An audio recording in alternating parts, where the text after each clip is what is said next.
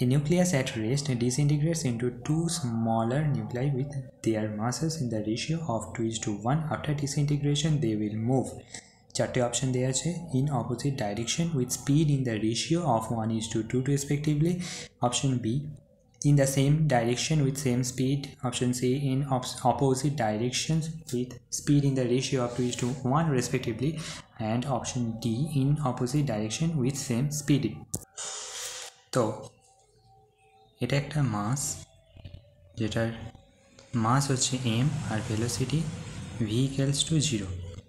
তাহলে এটা ডিসইন্টিগ্রেট হয়ে দুটো স্মলার মাস, লাইক এটা যদি মাস m1 হয়, এটা m2, আর এটা যদি মাস ভেলোসিটি v1 হয়, এটার ভেলোসিটি v2।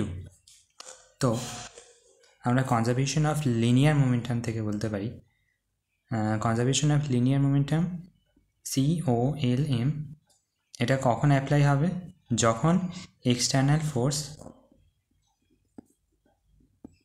ইকুয়ালস টু 0, মানে কোনো এক্সটার্নাল ফোর্সের ওপর কাজ করছে না। সো আমরা দেখতে পাচ্ছি এর ওপর কোনো এক্সটার্নাল ফোর্স কাজ করছে না, এটা জাস্ট এরকম করে ডিসইন্টিগ্রেট হয়ে দুটো তাদের ভেলোসিটি নিয়ে যাচ্ছে, লাইক এটা ভেলোসিটি v1 আর এটা ভেলোসিটি v2 নিয়ে যাচ্ছে। তো এখানে কোনো বাইরের ফোর্স কাজ করছে না, শুধুমাত্র ইন্টারনাল ফোর্সের জন্যই হচ্ছে। তাহলে COLM অনুযায়ী mv equals to m1 v1 plus m2 v2।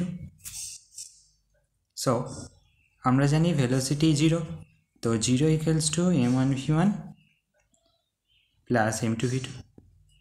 তো m1 v1 equals to minus of m2 v2। এবার আমাদের দেওয়া আছে মাসের ratio 2:1, that is m1 by m2 equals to minus of v2 by v1। তো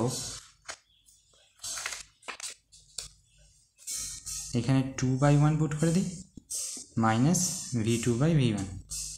তো এইখানে v1 by v2 equals to minus half. তাহলে একটা জিনিস বলতে পারছি যে v1:v2 ইকুয়ালস টু 1:2, আর এখান থেকে আমরা বলতে পারি 2v1 equals to minus v2, মানে দুটোর ভেলোসিটি অপোজিট ডাইরেকশানে, তার জন্য আমরা দেখতে পাচ্ছি নেগেটিভ সাইনটা আসছে। তো এদের ভেলোসিটি ডাইরেকশন অপোজিট হবে, তো আমাদের অ্যান্সার হবে option number A, in opposite direction with speed in the ratio of 1:2 respectively. So এটাই আমাদের অপশন হবে। Thank you.